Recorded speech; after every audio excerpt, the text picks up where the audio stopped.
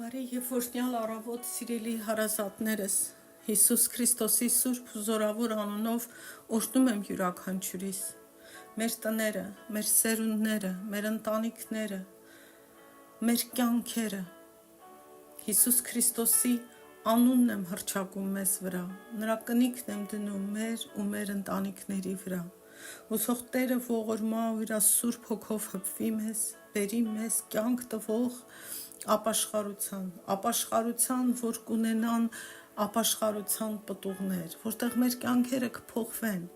մենք չենք գա Հիսուսի մոտ ու մնանք նույնը ինչ որ կայինք, որտեղ սիրող Աստված փոխում է մեզ, օգնում է մեզ, որ փոխվենք, խրատում ու դաստիարակում է մեզ,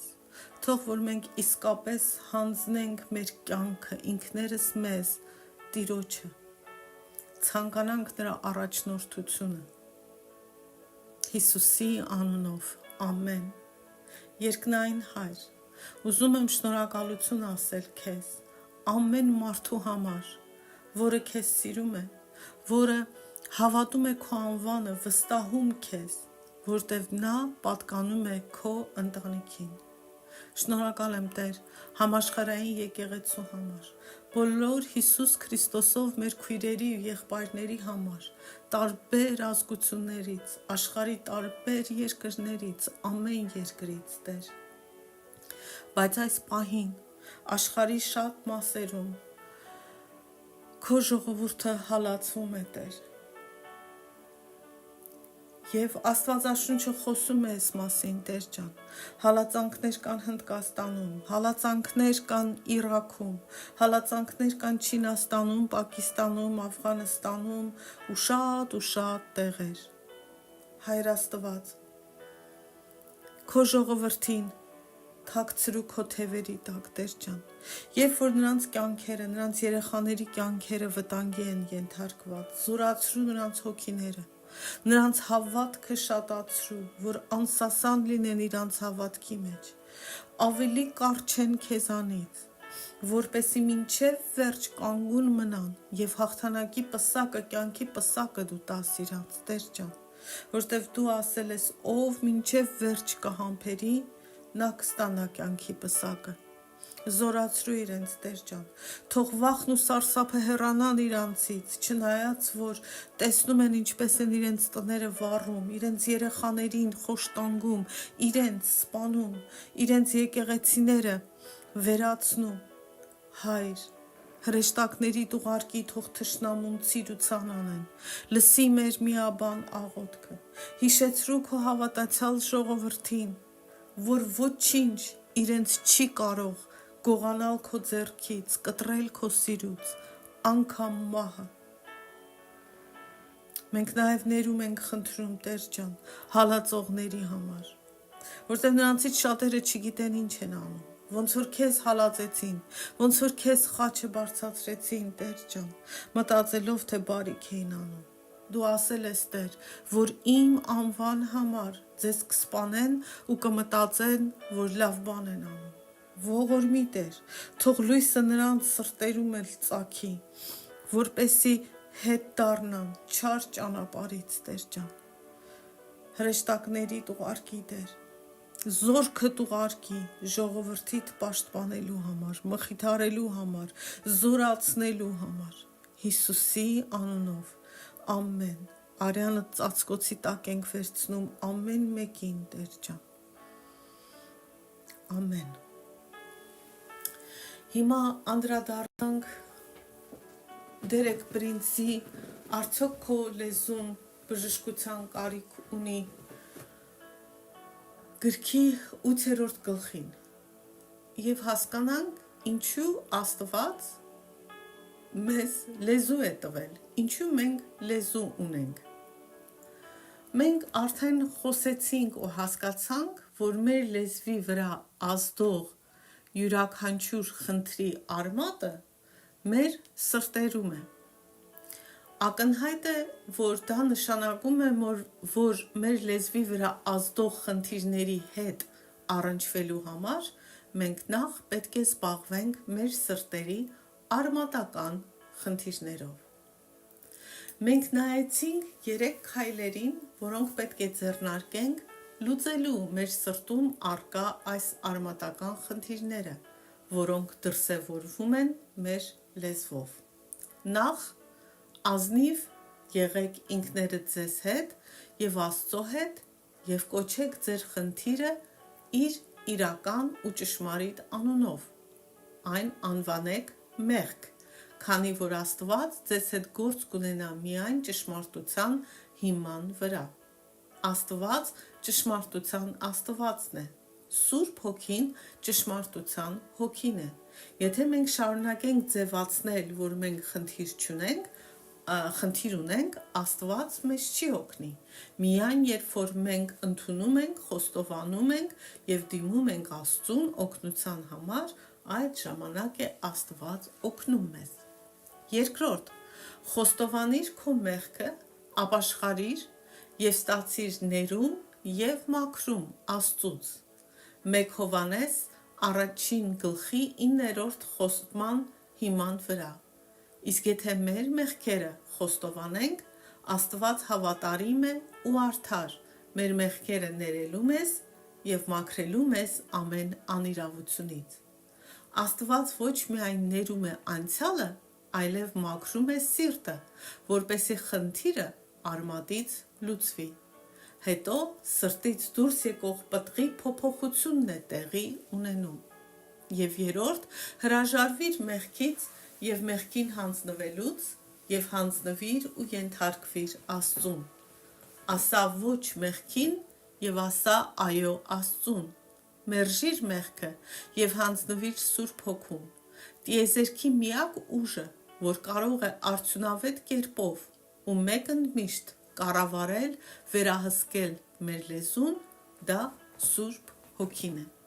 Սա անցյալ դասի կարճ ամփոփումը, բայց ինչպես միշտ ասում եմ, կապակցված իմաստալից դասի համար դուք բոլոր նախկին դասերը պետք է լսեք եւ խորհուրդ կտամ, որպեսզի անեք։ Ներդրում արեք ձեր ժամանակը ձեր հոգևոր զարգացման հարցում։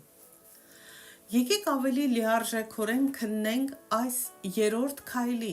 մեր լեզուն Աստծուն հանձնելու դրական կողմերը։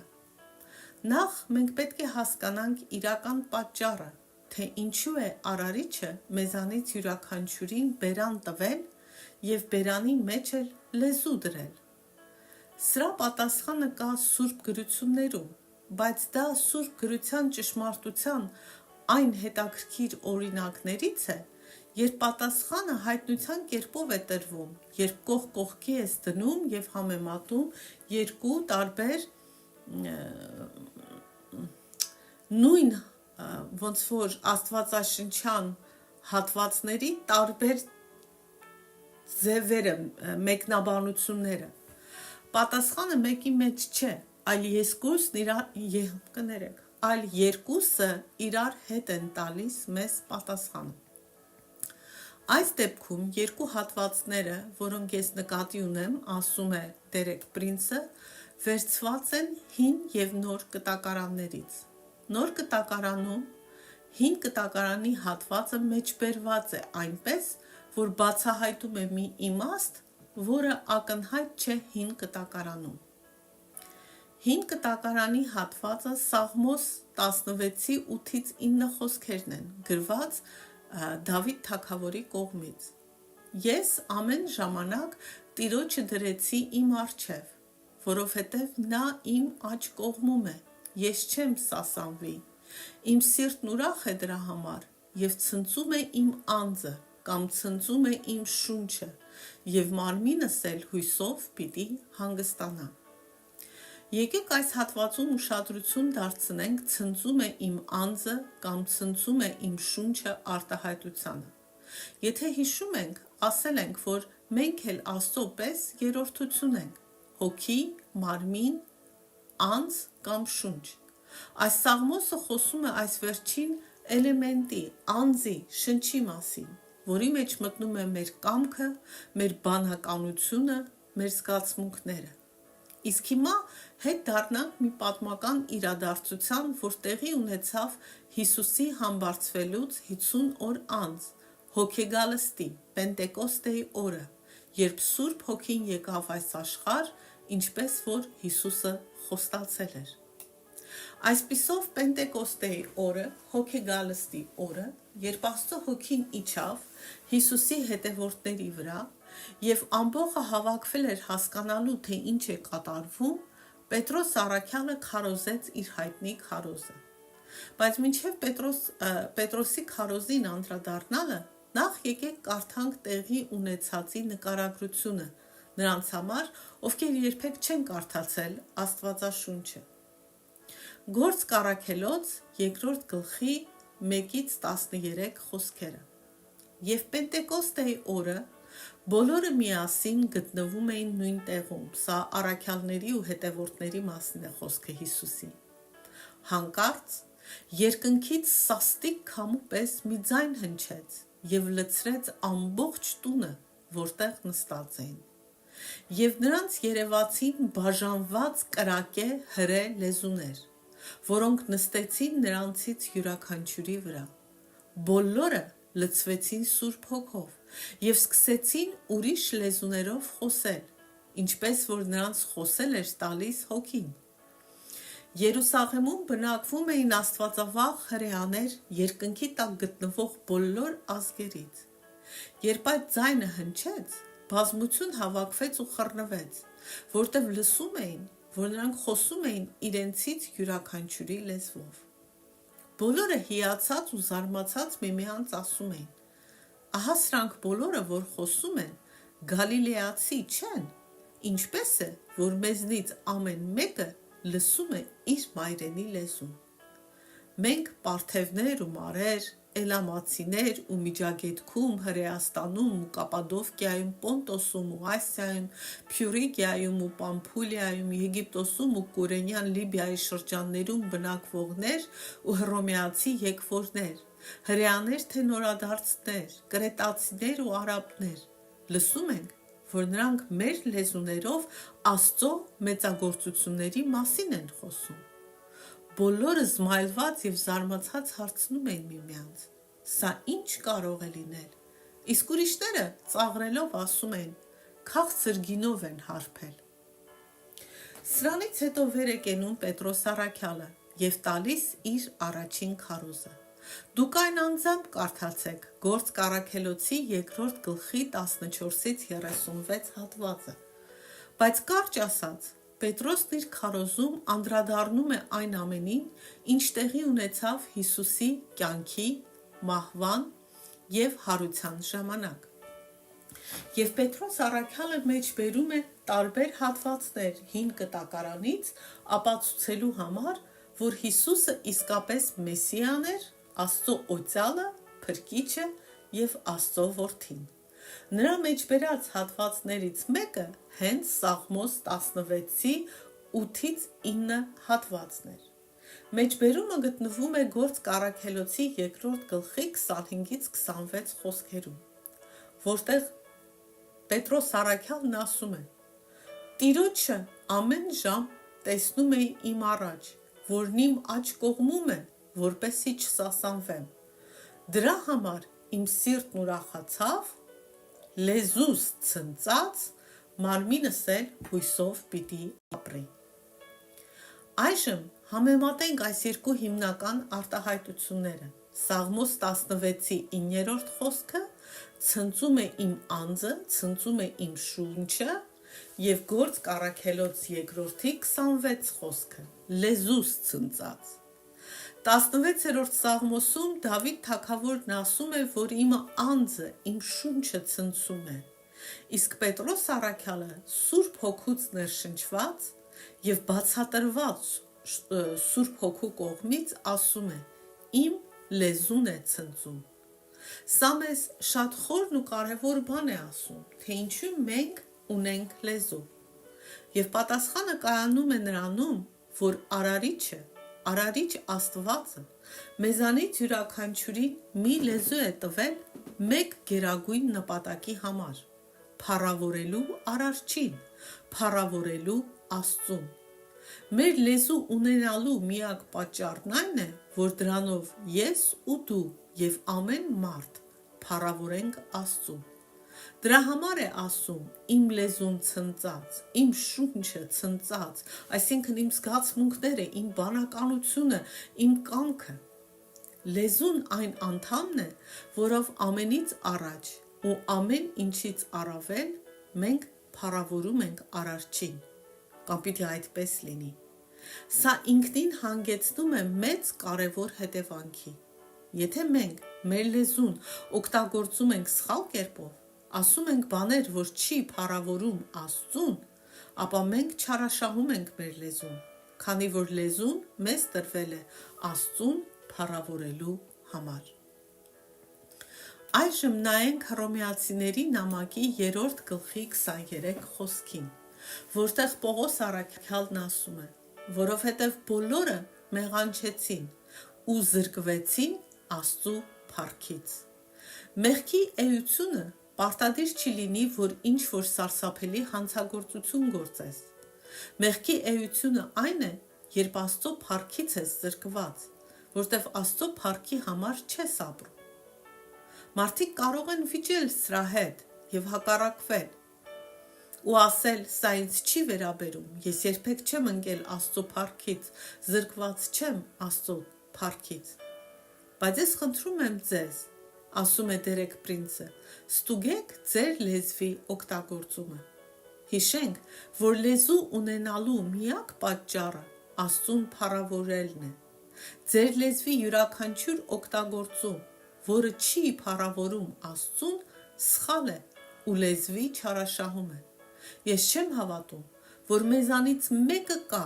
ով կարող է անկեղծորեն ասել, որ մենք միշտ օգտագործել ենք մեր լեզուն Աստծո փառքի համար։ Հետևաբար, մենք պետք է ընդունենք ու համաձայնվենք Պողոսի հայտարարության ճշմարտացիության հետ, որ մենք բոլորս մեղք ենք գործել եւ զրկվել Աստծո փառքից։ Եթե սա մեր կյանքի մնացած ոլորտներում այդպես չէ, ապա մեր լեզվի օգտագործման ոլորտում հաստատ այդպես է ու ճիշտ է։ Մենք բոլորս էլ մեղք ենք գործել ու զրկվել ենք Աստծո փառքից։ Եվ մեկ բան, որ ես անձամբ հասկացա թարգմանության ընթացքում, որ ցանկանում եմ կիսել, մեր լեզուն Աստծուն փառավորելու համար է ասվում է։ Չի ասում Աստծուն փառաբանելու համար է, չնայած մենք մեր լեզվով Աստծուն փառաբանում ենք, որովհետև սրանց մեջ տարբերություն կա։ Երբ ես ասում եմ օրինակ, փառք քեզ Տեր, որ դու սուրբ ես ու արդար ես, ու երբեք անիրավությունը անպատիժ չես թողնում, ես փառաբանում եմ Աստծուն, եւ սա ինքնին նաեւ փառավորում է Աստծուն։ Բայց եթե ես տրտնջում եմ, հայհոյում եմ, անիծում եմ մարդկանց, սուտ եմ խոսում, Աստծո անունը անկապ բերանս եմ վերցնում, չեմ ներում, ատելության, ապստամբության, անհնազանդության ու նման բաներ եմ ասում, կռիվ եմ գցում, անհաշտություն եմ տարածում, իմ խոսքերը, իմ վարքը չեն փառավորում Աստծուն։ Ուզեցա, որ սա հասկանանք, որ ամեն բան անելիս ու ասելիս մտածենք, արդյոք այն ինչին ես մասնակցում եմ, լսում եմ, նայում եմ, խոսում եմ, ասում եմ, պատրաստվում եմ անել, կամ այն ձևը, ինչպես պատրաստվում եմ անել ու ասել, կփառավորի Աստծուն։ Աստծուն դրանով կուրախացնեմ, թե կտխրեցնեմ։ Ամոթով կթողնեմ Աստծուն, թե Աստված հաճույք կստանա ինձանից։ Հիմա շարունակենք։ Երկու տարբեր տեսակի կրակներ են հանդիպում մարդու լեզվի վրա, ոնց որ պայքարում մարդու լեզվի համար։ Նախ դժոխքից կրակ կա, որը բորբոքում է բնական, չվերածնված մեղավոր մարդու լեզուն։ Սա գրված է Հակոբոս նամակի 3 գլխի 6 խոսքում։ Լեզուն էլ կրակ է, մի անիրավության աշխարհ։ Լեզուն մեր անդամների մեջ է դրված, նա է ամբողջ մարմինը ապականում եւ այրում մեր գոյության շրջանը։ Նա ինքը բորբոքված է գեհենից, դժոխքից։ Մարդկային լեզվի այս կրակը բուն դժոխքից է գալիս, իսկ դրա պտուղները, արդյունքներն ու հետևանքները դժոխային են։ Բայց Պենտեկոստեի օրը, հոգեգալստի օրը, երբ Աստծո հոգին եկավ ու երբ Աստված ստեղծեց առաջին փրկագնված համայնքը, որը Աստված ցանկանում էր օգտագործել երկրի վրա իր փառքի համար, մեկ այլ տեսակի կրակ եկավ, մեկ այլ աղբյուրից։ Սուրբ Հոգու կրակը երկնքից եկավ, ոչ թե դժոխքից։ Սուրբ Հոգու կրակի առաջին ստացողները հալածանքից թաքնված առաքյալներն ու Հիսուսի հետևորդներն էին, առաջին եկեղեցին։ Ու այդ կրակը, որը գալիս է դրախտից, երկնքից, դուրս քշեց բնական լեզվի դժոխքի կրակը։ Դժոխքի կրակը փոխարինվեց կրակով, որը մաքրում, մաքրազերծում է և փառավորում է Աստծուն։ Գործք Առաքելոց 2-րդ գլխի 1-4 խոսքերը կրկին կարդանք հիշեցման համար։ Եվ Պենտեկոստեի օրը բոլորը միասին գտնվում էին նույն տեղում։ Հանկարծ երկնքից սաստիկ քամու պես մի ձայն հնչեց և լցրեց ամբողջ տունը, որտեղ նստած էին, և նրանց երևացին բաժանված կրակե հրե լեզուներ, որոնք նստեցին նրանցից յուրաքանչյուրի վրա։ Բոլորը լցվեցին Սուրբ Հոգով և սկսեցին ուրիշ լեզուներով խոսել, ինչպես որ նրանց խոսել էր տալիս Հոգին։ Նկատենք, որ Սուրբ Հոգին առաջինը գործեց նրանց լեզուների վրա, նրանց լեզուներով։ Երկնքից եկող Աստծո կրակը նրանց լեզուն օգտագործելու նոր միջոց տվեց։ Այնուհետև Սուրբ Գիրքը պարզ է դարձնում, որ այն ամենը, ինչ նրանք ասացին դրանից հետո, Սուրբ Հոգու միջոցով փառավորեց Աստծուն, որտեղ արդեն ամեն ինչ ասվում էր Սուրբ Հոգով։ Նրանք օգտագործում էին իրենց լեզուն այն նպատակի համար, որի համար Աստված նրանց լեզու էր տվել։ Այս խնդրի բանալին մեր լեզուն Սուրբ Հոգուն հանձնելու մեջ է։ Սա հստակորեն ասված է Պողոսի կողմից Եփեսացիների նամակի 5-րդ գլխի 17-ից 18 խոսքերում։ Դրա համար անմիտ մի եղեք, այլ իմացեք, թե որն է Տիրոջ կամքը։ Գինով մի հարբեք, որ անառակության է տանում, այլ հոգով լցվեք։ Մենք պետք է այս երկու բաները միավորենք։ Մեղք է գինով հարբելը, բայց մեղք է նաև Սուրբ Հոգով չլցվելը։ Դրական պատվիրանը նույնքան կարևոր ու վավերական է, որքան բացասականը։ Մի հարբեք գինով, այլ լցվեք Սուրբ Հոգով։ Ինչ-որ իմաստով դա երկու տարբեր տեսակի արբեցողություն է, եթե կարող եք սա ընկալել ու հասկանալ, քանի որ Պենտեկոստեի օրը, հոգեգալստի օրը, երբ տղամարդիկ ու կանայք առաջին անգամ լցվեցին Սուրբ Հոգով, ծաղրողներն ասեցին, սրանք գինով հարբած են։ Որոշակի իմաստով դրանք արբեցած էին, բայց ոչ գինով, այլ Սուրբ Հոգով։ Նրանք գինով չէին հարբած, այլ լցված էին Սուրբ Հոգով։ Հետո Պողոսը շարունակում է Եփեսացիների 5-րդ գլխի 19-ից 20 խոսքերում ասելով.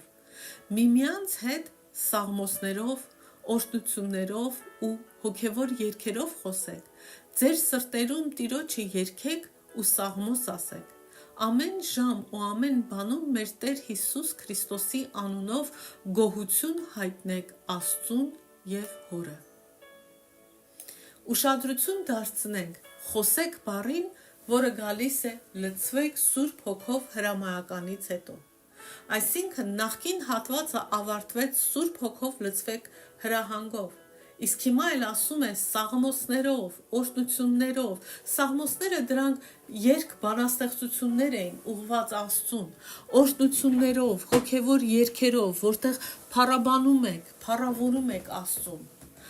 Ուրեմն երբ լցվում ենք Սուրբ Հոգով, նա մեր սրտին ու լեզվին տալիս է այդ ցանկությունն ու կարողությունը սաղմոսներով, օրհնություններով, հոգևոր երգերով խոսելու, գոհունակություն հայտնելու Աստծուն։ Նոր Կտակարանում կա 15 տեղ,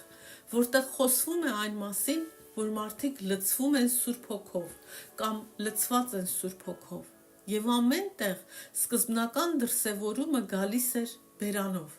թե ինչ էր դուրս գալիս նրանց բերանից, ինչ էին նրանք ասում։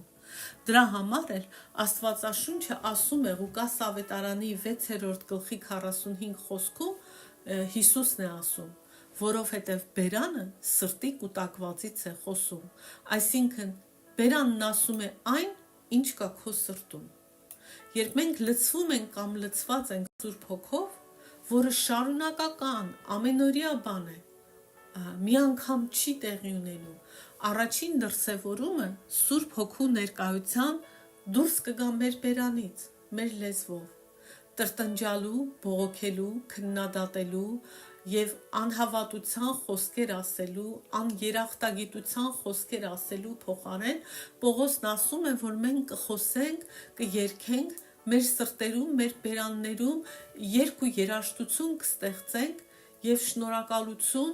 ու գոհունակություն կհայտնենք Աստծուն, Հորը, Սուրբ Երրորդությանը։